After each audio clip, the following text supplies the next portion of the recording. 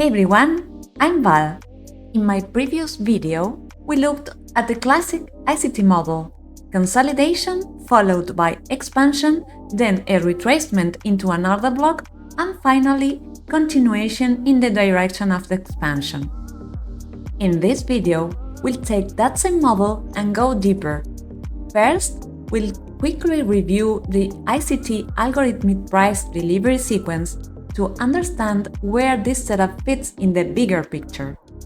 Then, I'll show you two different examples on the lower timeframe, both with very similar conditions, but one trade worked and the other failed. This is exactly what can happen when we enter blindly without checking the higher timeframe contexts. Before we dive in, I highly recommend checking out my previous video if you haven't already. I leave the link here and in the description below, so you can watch it first and then come back to this one. Now let's get into it!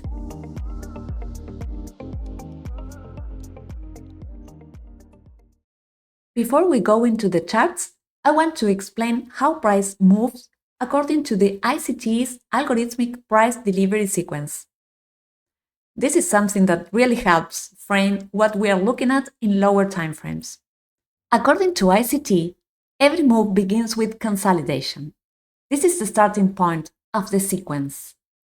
When the market is consolidating, it's trading inside a clear range, building up orders above and below it. In other words, it's in a period of accumulation. From there, we always see an expansion. That's an impulsive move out of the consolidation range, and it can break either up or down. Once the expansion happens, there are two possible paths: retracement and continuation. This is when price pulls back to an order block located at or near the consolidation range equilibrium level, and then continues in the same direction of the expansion. And this is where our setup fits into path 1. The other possible path after expansion is reversal, and this is when price shows a full directional shift and goes in the opposite direction. This model is really helpful because when we spot a consolidation range on the chart, we can anticipate an expansion is coming. But the key point is, just because you see an expansion, it doesn't mean that it will continue in the same direction. We need context, and knowing what stage price is in within the algorithmic price delivery sequence helps us anticipate what's likely to happen next. Now let's look at two real examples on the charts. This is our first example, the trade that didn't work out. It was on Nasdaq July 29, 2025, right before the New York Open. We had a clear consolidation range here. As always, remember to mark the bodies of the candles, not the wicks, just like the model teaches. Now, based on what we know from the ICT Algorithmic Price Delivery Sequence, after every consolidation, we expect an expansion. So, at that stage, we do nothing. We wait.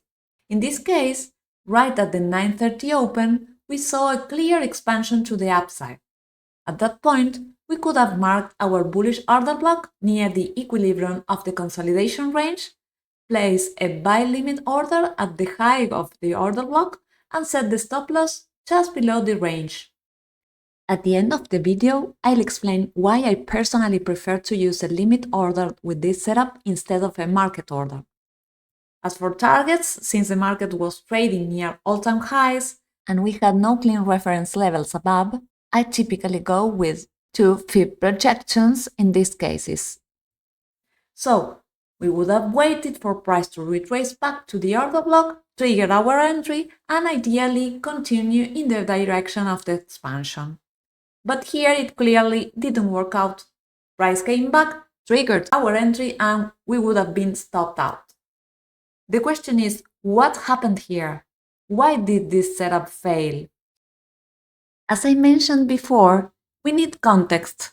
So now, let's zoom out to the 1-hour chart to understand why this setup failed. And what can we see here? we can see that after the consolidation, when price expanded to the upside, it took out clear buy-side liquidity. It swept the previous all-time high. So, at that point, it didn't really make sense for price to keep pushing higher. Instead, it was more likely that price would reverse and move lower. And there were multiple clean levels resting below.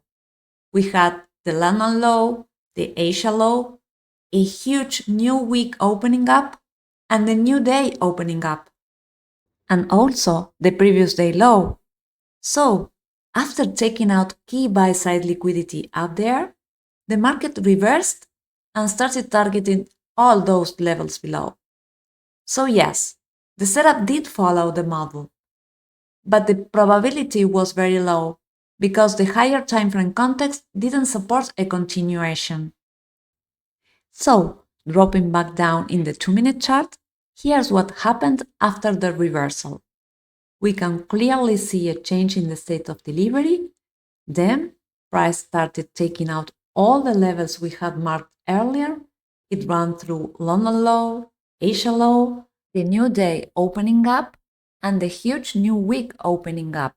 And right before the close, price made one last push lower and took out the previous day's low, which was the final level we had identified in the previous charts. So, as we can see, there were plenty of reasons for price to drop instead of continue higher. Here's the second example. This was a similar setup, but this time it worked perfectly. It actually happened on the same day as the previous example, July 29, 2025, but this one occurred earlier during the Langdon session. Again, we are on the Nasdaq 2-minute chart, and we can clearly see a consolidation range. All we had to do here was wait for the expansion to take place. Then we got a strong move up, breaking out of the range, and that was our expansion. Since the move was to the upside, we identify a bullish order block at the equilibrium of the consolidation range, we mark it in our chart, and at that point, we could place a buy limit order at the high of the order block. Again, at the end of the video, I'll explain why I personally prefer to use a limit order with this setup instead of a market order. The stop loss would go either below the order block or at the low of the range, and we could aim for a target either 2R or an EPD ray above. This time, price respected the order block, retraced into it, triggered our limit order, and delivered directly to the objective. So, it didn't break the range low, and the setup worked exactly as expected. Now, let's take a step back and look at the 1-hour chart to understand why this one played out so cleanly. So, what can we see here? What was different compared to the previous example? Okay, here we have this key level, all-time highs, which is a key buy-side liquidity that hadn't been taken yet. Also, if you look here, price had traded down into a volume imbalance earlier and then showed a clear change in the state of delivery, confirming a bullish bias.